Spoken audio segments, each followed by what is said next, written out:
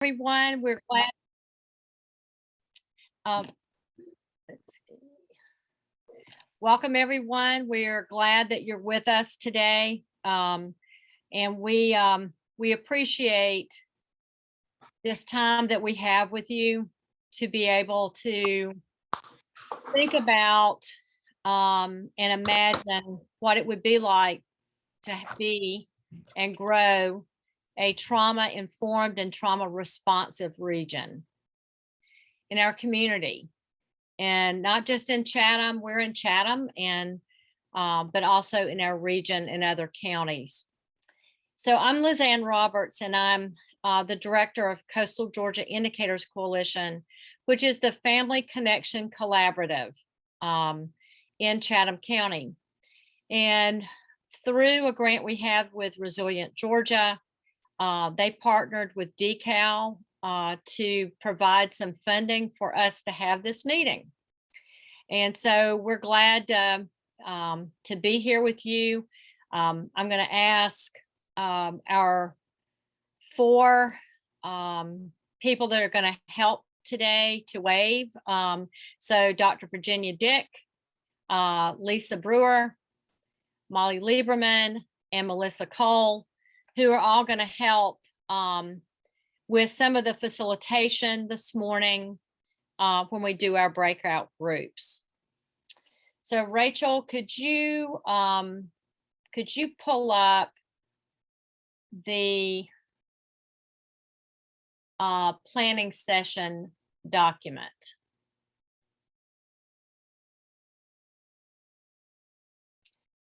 Nope, yeah, that one. So our work today is to identify, and I want to thank Resilient Georgia and DECAL again for the opportunity to do this work. Our job today is to identify some local stakeholders from the 0 to 5 sector that can have a permanent role with Resilient Georgia and our regional coalition collaborative. And our second part is to identify 2 SMART goals, quick wins for the immediate future. And then the second part of that is 2 SMART goals that would be for the remainder or in 2022 that we feel like we can accomplish in the next 12 months. So this is really about 2 things. One, it's about ACEs prevention, and it's also about building a trauma responsive community. So Rachel, if you can pull up the ACEs slide. So I want to do a little bit of level setting as we get started, because I want to make good use of your time. So when we think about ACEs, ACEs stands for Adverse Childhood and Community Experiences. And there's sort of 3 different realms of ACEs. One is the household.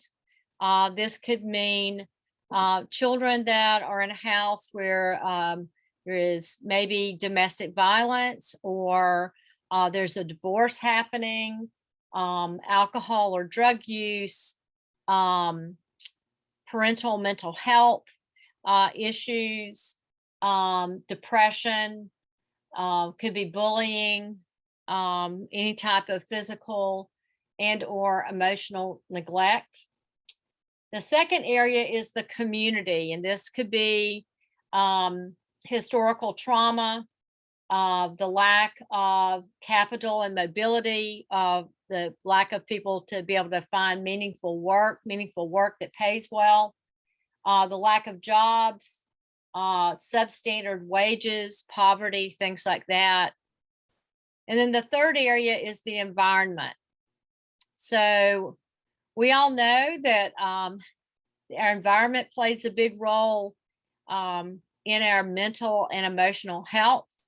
We're still in the midst of a pandemic, and that's an environmental issue that has created ACEs, and we're seeing that and hearing that from our, especially in our community, we're hearing that from our school leadership. It could also mean wildfires, tornadoes, earthquakes. We don't have those in, thank goodness, but it could be storms or flooding that might happen in a community. So there's sort of three different ACEs that we can think about in terms of when we're doing our planning around ACEs prevention and being a trauma responsive community. So I'm going to ask you to do two things for me as we're getting started. I'm going to give a few minutes for us to do this. We currently have 34 people on the call.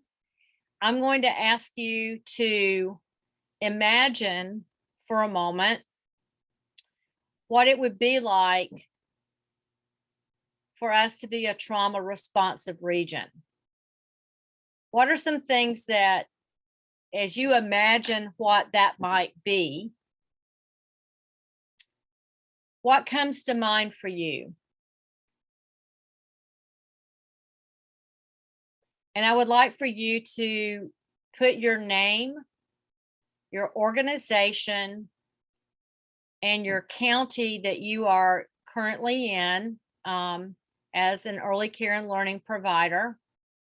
And I want you to think about one or two things that you think about when you are considering how we might build a trauma responsive community or a resilient community. What does that look like to you? So take a few minutes and do that.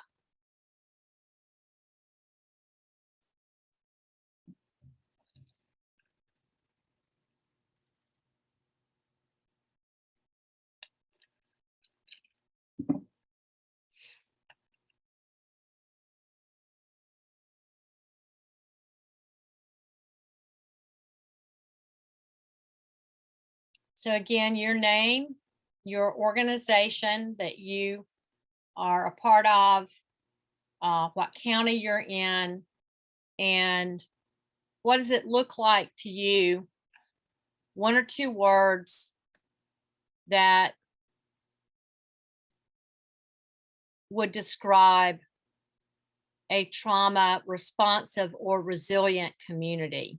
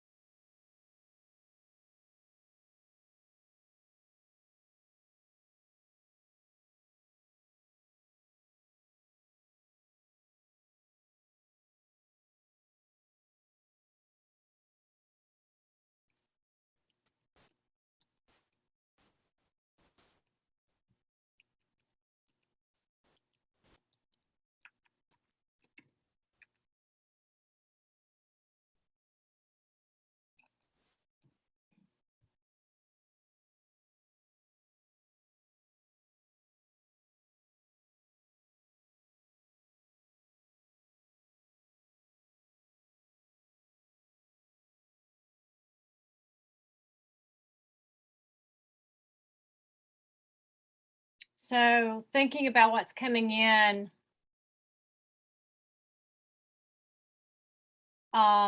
Katrina said responding to needs.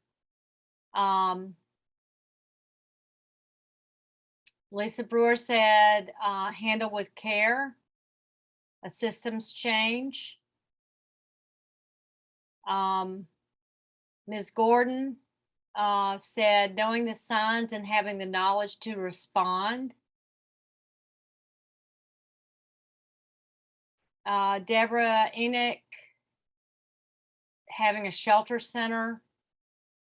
Pam said maybe meeting people in their place or meeting places.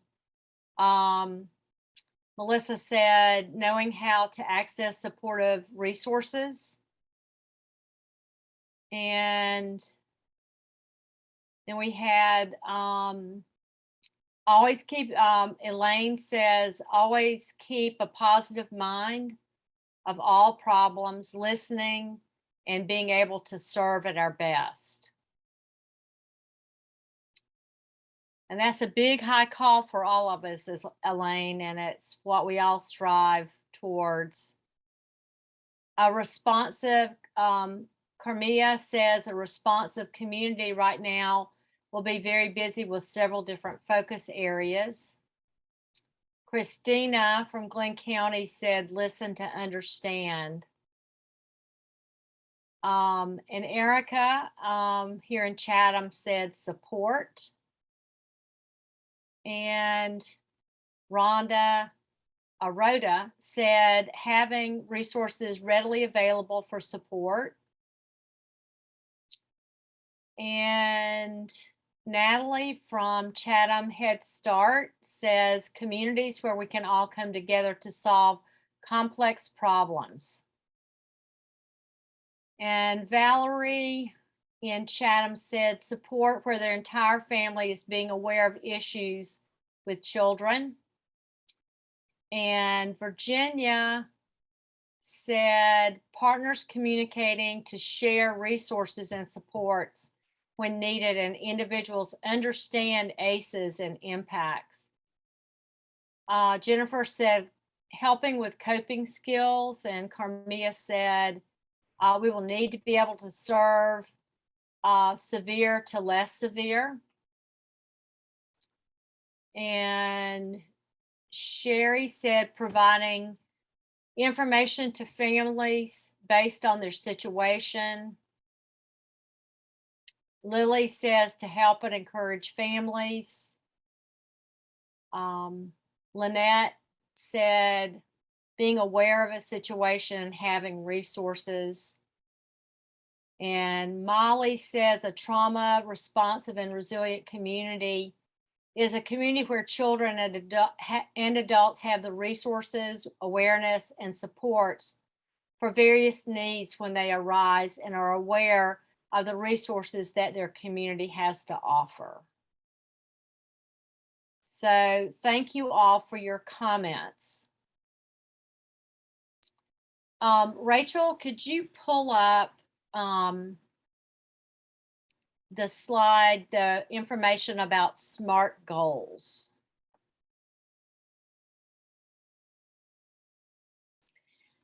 So as we're moving towards that, I want to make sure that we have adequate time this morning to get to what our goal is today, which is to identify key stakeholders and to set some SMART goals.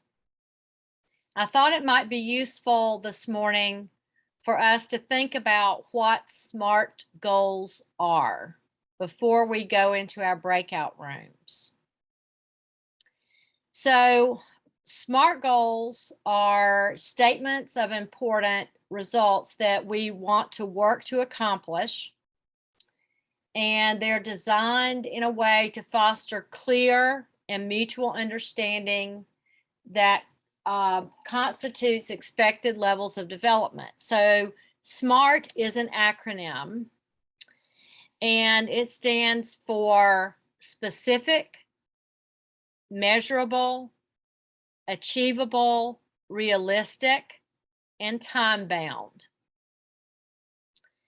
So specific is what will be accomplished, what actions will we take, Measurable is what data will measure the goal, how much, how well. Achievable is the goal doable? Do we have the necessary skills and resources? Realistic is how does the goal align with the broader goal? And why is the result important? And then finally, time bound, what's the time frame for accomplishing the goal? So if we're thinking about a SMART goal, would be one that we can accomplish. So we've got two sets. We've got one that's in the next 4 months. So think about January through April, because we know nothing's going to happen between now and January, right? But January through April. And then what might be able to be accomplished over the next year. In many of your counties, Chatham included, there's a Family Connection partnership in your county. Many of the Family Connection partnerships are going to be working on this same idea around building a resilient community. And we've just written a grant that will be able to fund some of the activities. So when you're thinking about your goals, you may think about training that needs to occur. So that might be something to accomplish. How would you measure it? Is it achievable in the time frame? And is it time bound? What time frame you're going to have? Is it realistic? Does it meet the broader goal of becoming a trauma informed or responsive region, or a realistic region, however you want to say that? And does it fit in that SMART goal criteria? So scrolling up a little bit more, Rachel.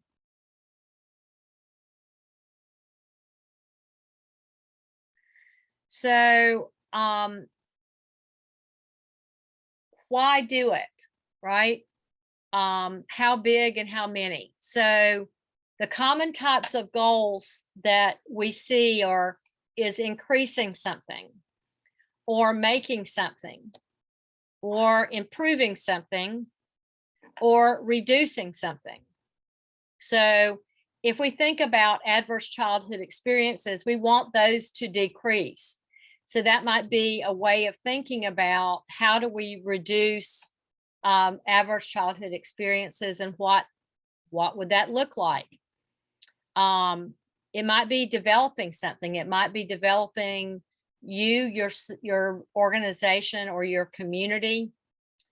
And there are some primers further in this handout that we could go over. And I also want to be mindful of our time. So we're getting close to coming up on the first 30 minutes of our time together. And I want to be mindful of that. I do want to pause here and ask if you have questions about setting SMART goals.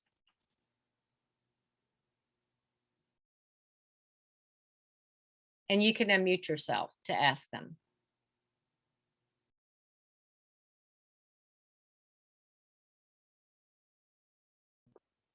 Did you want the SMART goals to pertain to our particular center or to our region? To your region. Thank you, Christina. That's a great question. It is to pertain to our region. So I want you to imagine for a moment your county that you're in. So let's think about your county and how your county fits into the region that we're in, that's served by Child Care Resource and Referral. we want to think about our counties and how our county might be able to contribute to building a more resilient region. So I would think first about the county that you're in and the children and families that you serve within that county, what their needs may be in terms of training or expertise around being trauma informed, trauma responsive, decreasing ACEs, and building resilience. So at the edge of being trauma responsive and trauma informed is this notion about building resilience within our family, children and families. Any other questions?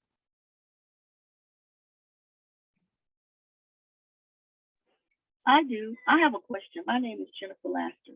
So when we're talking about making how to write your SMART goals, or is that something that we get together with an organization in our community, since it's community based?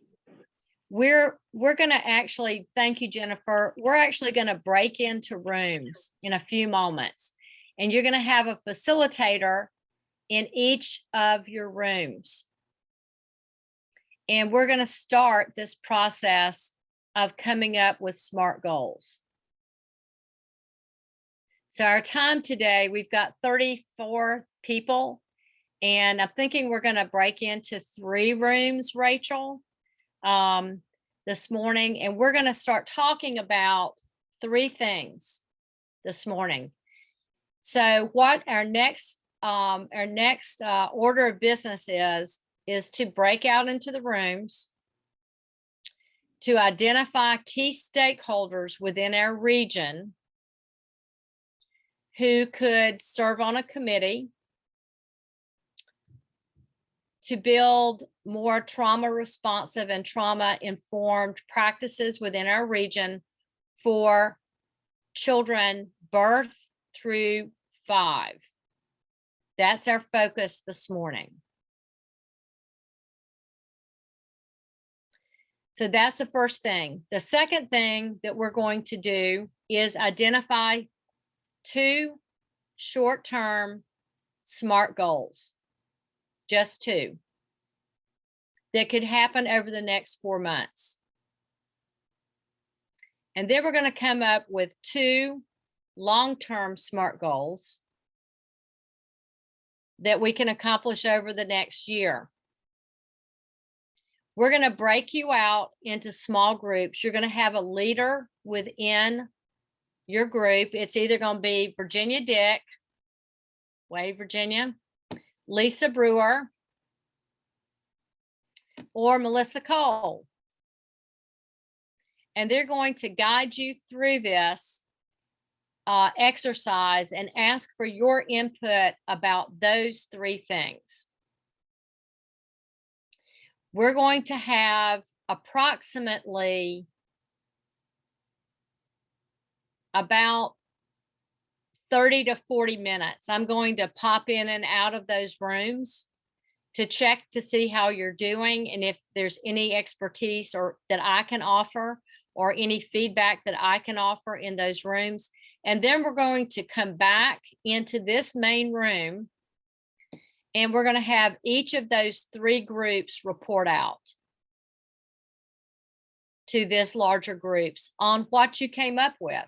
Who are the key stakeholders that need to be a part of this? What are the 2 SMART short-term goals? And what are the 2 more long-term goals? Does that make sense? Okay. Now, I have an incentive for your participation this morning. So if you notice when you filled this out to come to this meeting this morning, that there's a $75 gift card that will be awarded to every person who actively participates. So we're looking for your active participation in the breakout sessions. And so at the end of the program, we'll make sure that we get your mailing address so that we can send you the $75 gift card. Sound good? Any questions?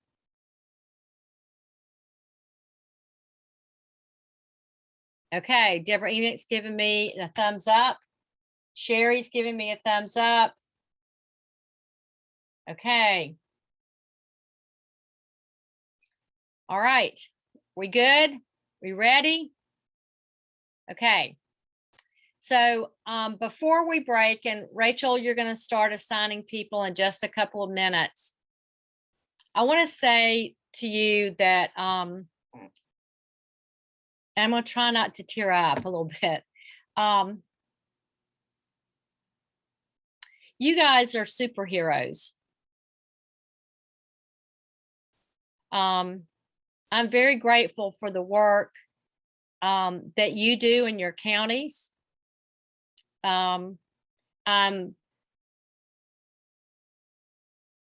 What you do is so fundamental for laying a solid foundation for children to learn and grow. And what we're doing this morning is so important for the next level of development in our region. And the reason I didn't put this out to everybody in this brother to come is because I felt like that you are the people who are on the ground doing the work, and that you have the most to gain from giving your input. So I want you to know how important I think the work that you do is every day, and how grateful I am to all of you who do it, because it makes such a big difference for all the children that you serve. So Rachel, we're going to just start assigning. Make sure you put Virginia in one room, Lisa Brewer in one room, and Melissa Cole in one room. We'll have you there about 30 to 40 minutes to identify the stakeholders and to set your SMART goals. And then we'll come back and share the information. You ready? Rachel? I'm ready. You just let me know when to open the rooms. I've Go. already got everyone going. Go.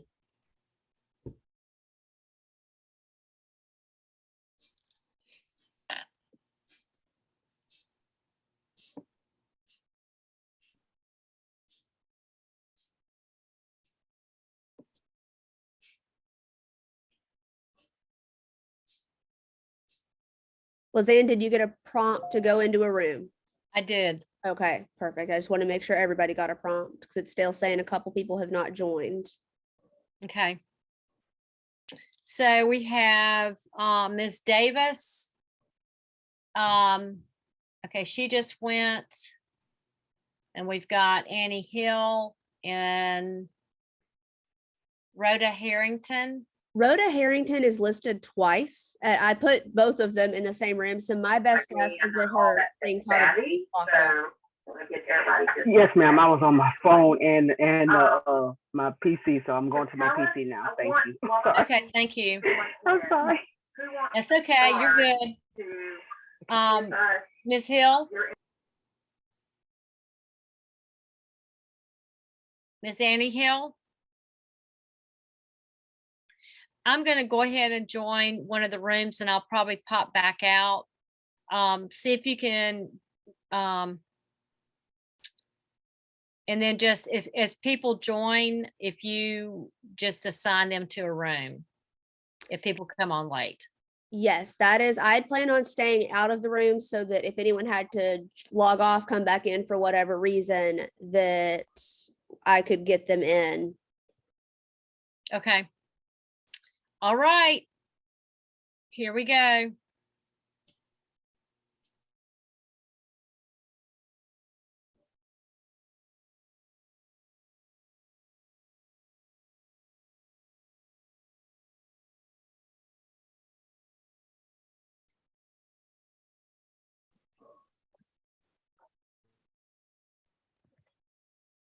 righty, and now I'll let Patricia tell us a little bit about what we came up with in terms of our stakeholders.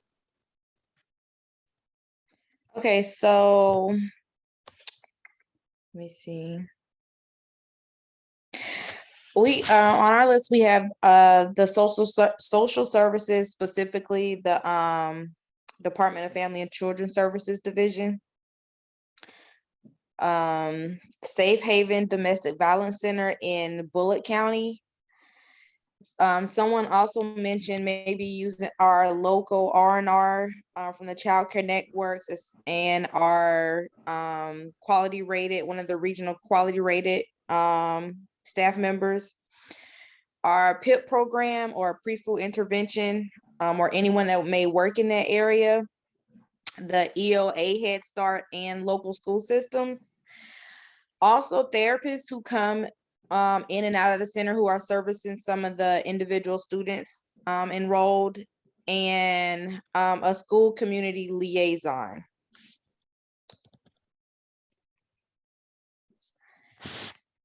Two of our SMART goals would be, the first one would be getting someone who can train the staff in the school systems. Oh, hold on, let me see, I'm sorry. So we said at least one person in at least half of the centers or schools in the counties will be trained and able to train other people in ACEs and trauma-informed care. We would also like to complete an assessment or a survey of the schools and centers to determine current trauma-informed care practices and any unique needs or challenges, specifically particular types of trauma or challenges. And to provide an overview of the trauma-informed trainings that are available and determine interest and need for a specific type of training for each center or county before the end of the 4 months, and have each county identify and begin participating in at least one of those trainings.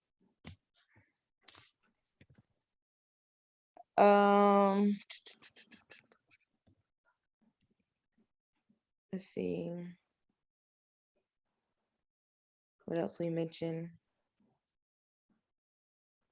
For one of our long-term goals,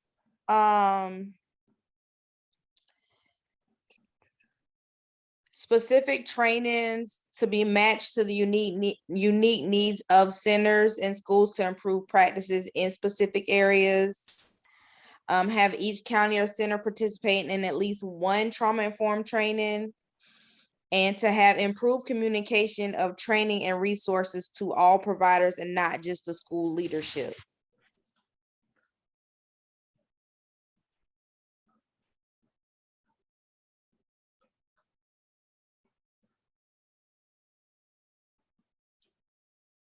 That was all of the good stuff that my team came up with. They did an amazing job.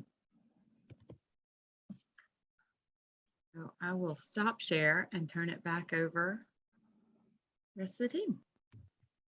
Thank you, Patricia, very much. Mm-hmm.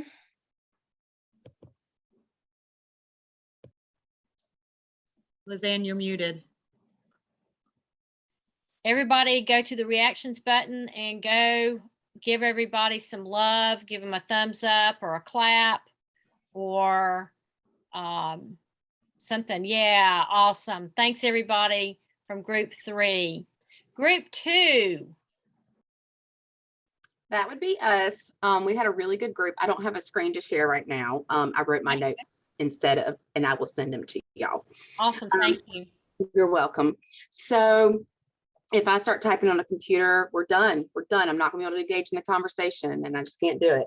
So we decided that some stakeholders would be people who could carry the water for us, like the mayors, obviously Family Connections, Head Start staff, other child care programs, right from the start, and any of the departments there. We have inclusion, we have infant toddler, we have quality rated, we have licensing. There's so many different departments there that touch child care programs.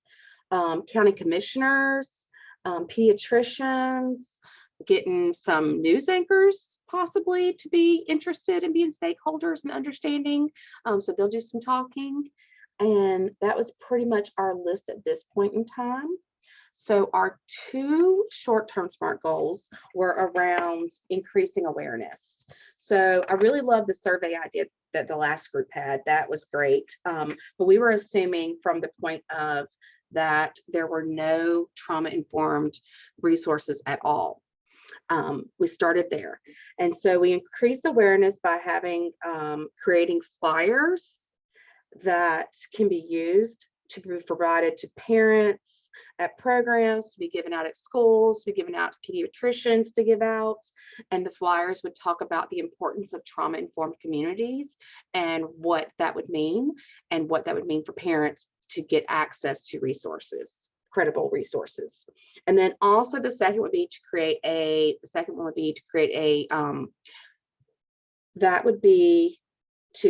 a social media platform group, whether that be through Reddit, Instagram, or Facebook, for us to have an opportunity to also share the flyer and talk about the importance of trauma-informed communities. So that would be part A and B of our first SMART goal for this short term. And that would be done by February 28th. And then our second short term SMART goal would be to push the campaigns. So the creating of the flyer and the social media group would happen first, and then the second would be push, and all of that would happen by the end of April. So our long term for May through August, we decided that there would be community events, and we're not going to create our own community events. We want to go to like backpack distribution or back to school rallies or things like that.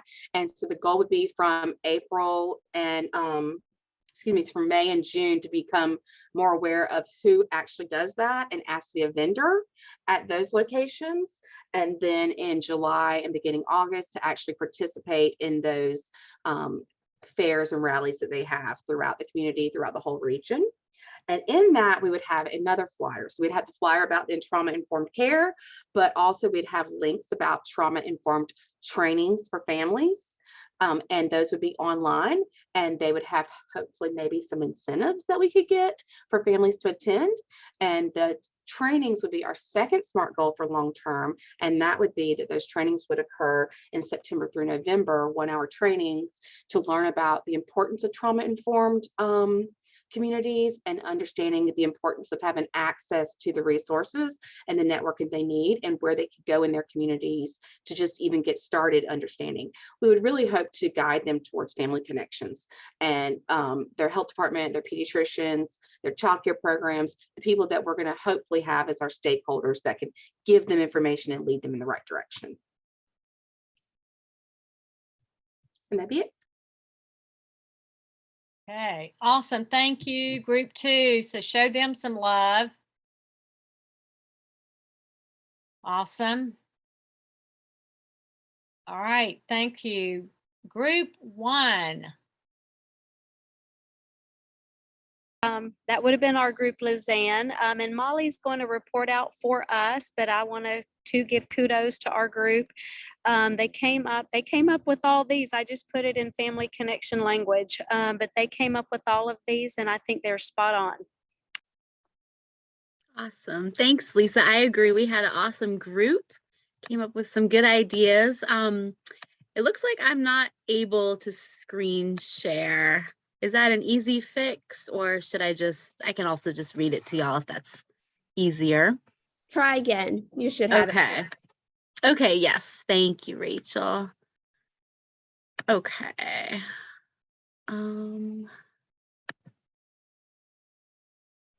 Okay, so for our stakeholder lists, lots of overlap with what other groups have said, but city council, law enforcement, hospitals, pediatricians, and physicians, all different sorts of school staff. And that would be both within early learning settings and other levels of school that are touching families, mental health professionals, food procurement entities, women and children and family shelters, early learning and care facility board members, faith-based organizations, nonprofit partners, such as the YMCA or Boys and Girls Club, where families are going, and then also nonprofits such as Rotary clubs, Lions clubs, Exchange clubs, Kiwanis, and specific organizations that can come into a facility and help provide resources. One that was mentioned is called STOP, which is in Atlanta, that provided some male mentoring services and programs. We also talked about connecting with community and schools, boards of county commissioners, and then all of the community early learning, early care and learning center directors. So as you can see, a broad cohort of people. For our quick wins, SMART goals, our first one was to convene a local coalition of community stakeholders. And this would be for the purpose of having conversations about what it takes to become a trauma-informed community. So there would need to be a convener identified, and then they would create a survey to obtain data that would be needed to move the coalition towards action steps. So we thought that this might be the daycare centers or early learning centers that would take the role of the convener and reach out to all of these stakeholders to develop that group. And then the second quick SMART goal, and I suppose this is really more like starting this, we may not finish this in the first couple of months, develop a strategic plan and develop strategies to implement the action steps. So that would be identifying who is taking responsibility for each step, talking about the plan with the broader community, and plugging in stakeholders to gain traction, resources, and support. So those were our relatively quick short-term SMART goals. And then the longer term ones would be training of staff at early learning centers and training early care providers along with selected stakeholders. And the trainings would be on trauma-informed practices, using best practice models like the community resilience model. Of course, the short 1 hour training introduction, but then also the more in-depth 3 hour, maybe the Connections Matter training, and establishing a set of community resources, establish a community resource identification system to obtain resource directories. So making sure that everybody in this web is aware of the resources and trainings that exist. And then our second long-term goal is to establish a monitoring and documenting of progress system to make sure that we're meeting our goals and objectives of the strategic plan. And that would include reviewing and revising the plan as necessary, because as Lizanne pointed out in our group, and this is something we talk about all the time, it's one thing to get these resources and trainings, but how do you make sure that you're actually implementing things and that there are behavior changes and changes of practice that are coming out of all of the education that we are receiving. So that is what our group came up with. Thank you.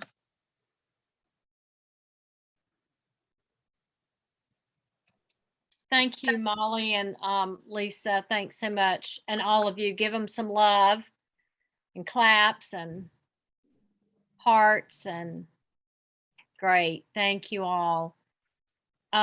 We're getting close to our conclusion. So as we're getting there, I'd like to make sure that you put your name again in the chat.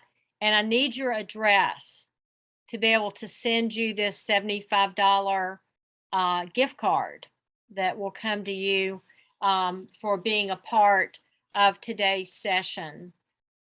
I also want to, so please do that as soon as you can in the chat, because we want to make sure that we get that information, and we'll get those cards out to you probably by the 1st of next week.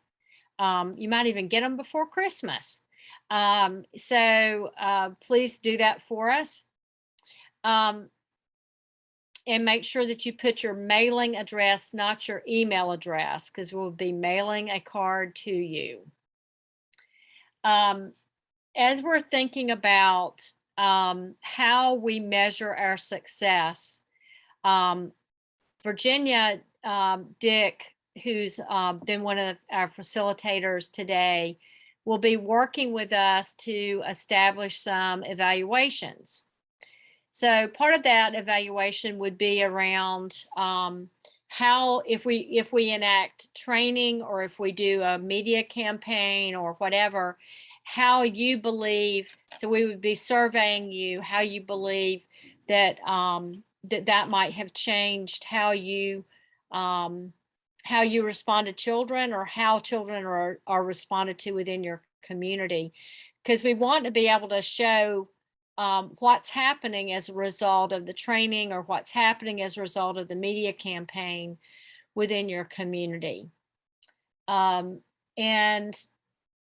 if you are not directly in our region, Lisa, I think another part for us is to maybe some of the counties that are not in Region 12, that we make sure that we connect them with their regional coordinators, or who might be over that region, like Jeff Davis, for instance, is not in Region 12. So we'll think about how some of you who might be out of our region, and what I mean by that is the Family Connections region, how we connect you with other stakeholders in your area. Yes, Lisa? What I'll do, I'll put our website in the chat, because they can go to our website, and on the main page it says find your collaborative, and they can pull up their county, and when their county information pops up, it'll be the coordinator, the chair, and who their regional manager is, and all the contact information should be right there. Excellent, thank you. Work? Okay. So when we send you the gift card, it will come from me. It'll come from Coastal Georgia Indicators Coalition. So when you see that come in the mail to you, that's who it's coming from. I wanted to open it up to anyone who might be on the call that might want to offer something as we close. Do you have any questions? Do you have any comments?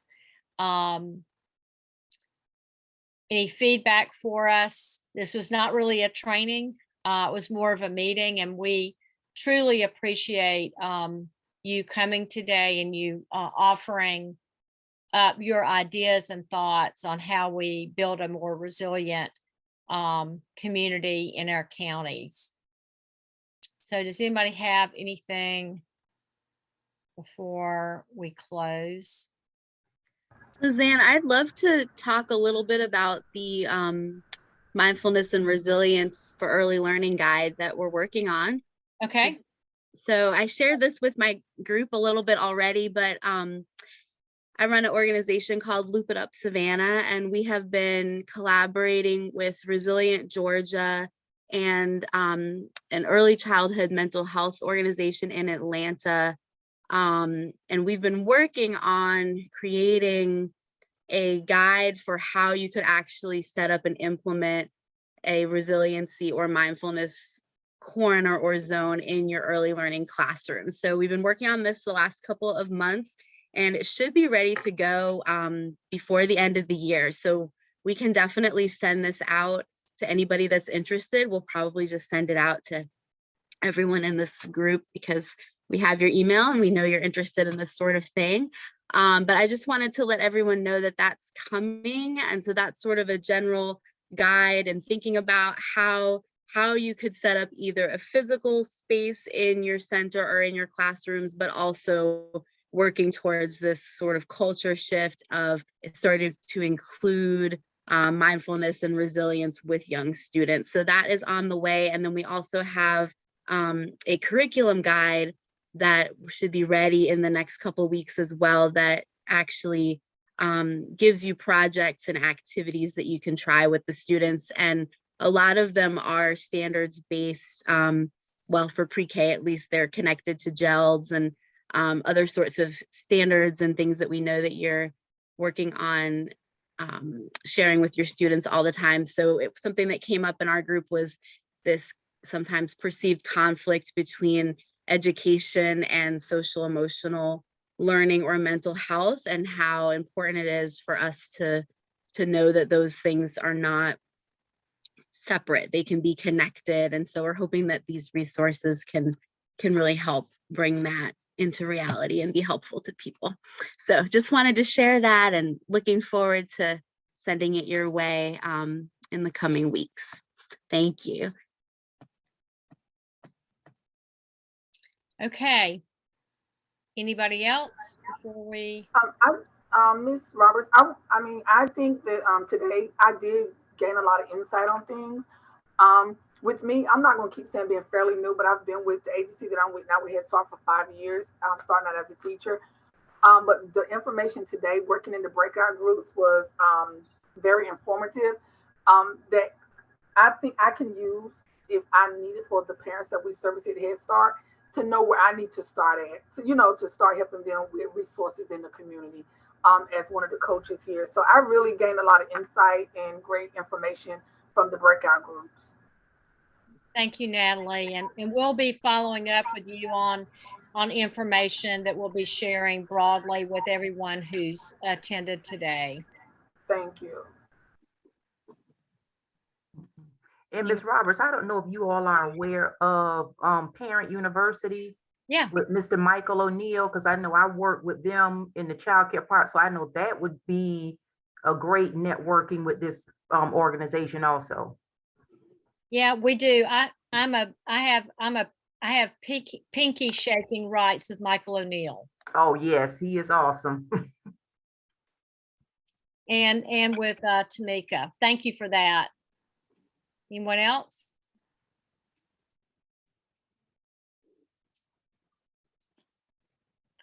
Okay. Going once, going twice. So again, I want to thank you very, very much for your input today. It's been invaluable. This will be such valuable information for us to share with DeKalb and with Resilient Georgia as we continue to plan our next steps in our region. I also want to wish you all Merry holidays, whichever holidays you celebrate. But I thought I would end it with a very short benediction, and I will make it ecumenical for all of us. And it goes like this: life is short, and we do not have much time to gladden the hearts of those who travel with us. So be swift to be kind and to love, and make haste to be kind. And may all the blessings be upon you and remain with you always. So wish you all the very merriest of holidays, and thank you all for your time today. And we will take your wisdom and carry it forward. Have a great rest of your day. You too. Thank y'all. Okay, thank you. Thank you. Thank you, everybody. Have a great day. Y'all take care. Thank y'all. Bye-bye. Bye-bye. Bye-bye. Bye.